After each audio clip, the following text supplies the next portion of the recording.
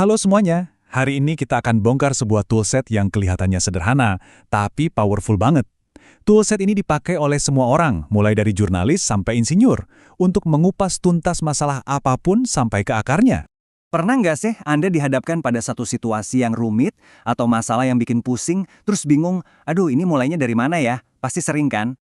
Nah, yang menarik nih, ternyata kerangka berpikir yang dipakai buat meliput berita penting itu sama persis dengan yang dipakai buat nyari tahu kenapa mesin di pabrik sering rusak. Keren kan? Kuncinya itu simple banget, yaitu dengan mengajukan 6 pertanyaan dasar. Metode ini dikenal secara global sebagai 5W1H, atau kalau di Indonesia kita sering menyingkatnya jadi Adik Simba. Oke, yuk kita bedah bareng-bareng. Ini dia peta perjalanan kita. Pertama, kita akan kenalan sama 6 pelayan jujur ini satu persatu. Terus, kita akan intip sedikit sejarahnya yang ternyata udah tua banget. Nah, setelah itu, baru kita masuk ke dagingnya. Gimana cara pakainya di dunia jurnalistik dan buat analisis masalah. Terakhir, kita simpulkan kenapa metode ini wajib banget Anda kuasai. Oke, kita mulai dari yang paling fundamental. Apa sih sebenarnya 5W1H itu? Konsep ini sebenarnya dirangkum dengan sangat indah oleh seorang penulis bernama Rudyard Kipling lebih dari 100 tahun yang lalu. Dalam puisinya, dia menyebut 6 pertanyaan ini sebagai 6 pelayan jujur yang mengajarinya semua hal. Nah, ke-6 pelayan inilah fondasi dari metode ini.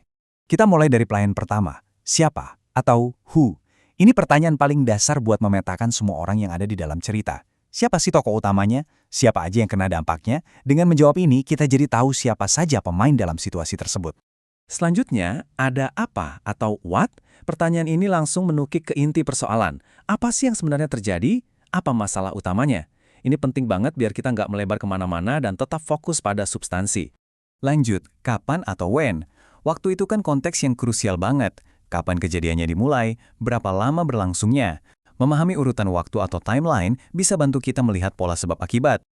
Tentu aja, kita juga harus tahu di mana atau where lokasi itu ngasih kita latar fisik dari sebuah peristiwa. Di mana persisnya kejadian ini berlangsung? Apakah lokasinya punya arti khusus? Ini membantu kita buat membayangkan situasinya dengan lebih jelas. Nah, ini dia nih, pertanyaan yang bikin kita naik kelas. Mengapa atau why? Kalau pertanyaan lain sifatnya melaporkan fakta, mengapa ini tugasnya menggali lebih dalam? Kenapa hal ini bisa terjadi? Apa sih motivasinya? Inilah kunci untuk pemahaman yang sesungguhnya, bukan cuma di permukaan. Dan yang terakhir, untuk melengkapi gambaran besarnya, ada bagaimana atau how. Pertanyaan ini membongkar prosesnya. Gimana sih kronologinya, langkah demi langkah, apa urutan kejadiannya? Ini menjelaskan sisi teknis dari sebuah peristiwa. Oke, kita udah kenalan sama ke-6 elemennya. Sekarang, yuk kita mundur sedikit ke belakang dan lihat dari mana sih ide jenius ini berasal. Jadi, kalau kita lihat sejarahnya, konsep ini tuh bukan ide baru loh. Akarnya udah ada dari zaman filsuf Yunani kuno, terus dikembangkan oleh orator Romawi, sampai akhirnya dipopulerkan oleh Kipling dan jadi standar emas dalam dunia jurnalisme modern. Artinya, metode ini udah teruji oleh waktu. Nah, sekarang gimana cara pakainya di dunia nyata?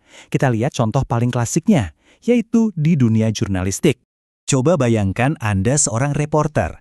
Buat bikin paragraf pembuka yang langsung nendang dan ngasih semua info penting, Anda tinggal jawab aja pertanyaan-pertanyaan ini secara berurutan. Hasilnya, pembaca langsung dapat inti ceritanya di awal, lengkap, padat, dan jelas. Oke, dari ruang berita sekarang kita pindah ke lantai pabrik. Kita bakal lihat gimana metode yang sama persis bisa dipakai buat mecahin masalah teknis. Jadi, ceritanya ada sebuah studi kasus di perusahaan teh, sebut saja PT XYZ. Mereka punya masalah nih, mesin pemetik teh andalan mereka ini sering banget rusak. Jelas ini mengganggu produksi dan bikin rugi kan? Lihat deh tabel ini. Ini keren banget. Tim di sana nggak cuma berhenti di apa masalahnya, yaitu pisaunya patah. Enggak, mereka gali lebih dalam. Mengapa pisaunya bisa patah? Oh, ternyata karena sering kena batang keras dan nggak ada panduan pemakaian yang jelas. Dari situ, baru deh mereka bisa menentukan bagaimana solusinya. Ini contoh sempurna cara kerja analisis akar masalah. Jadi, dari semua penjelasan tadi, apa sih poin penting yang bisa kita bawa pulang? Intinya, metode 5W1H ini adalah kerangka kerja yang kelihatannya simpel, tapi dampaknya luar biasa. Metode ini memaksa kita untuk melihat masalah secara menyeluruh, menyajikan informasi dengan terstruktur, dan yang paling penting, fokus pada akar masalah, bukan cuma gejalanya. Mau di pekerjaan, bisnis, atau bahkan buat pengembangan diri, ini berguna banget. Nah, sekarang bolanya ada di tangan Anda. Dengan senjata baru ini, pertanyaan selanjutnya adalah, masalah apa yang akan Anda selesaikan pertama kali?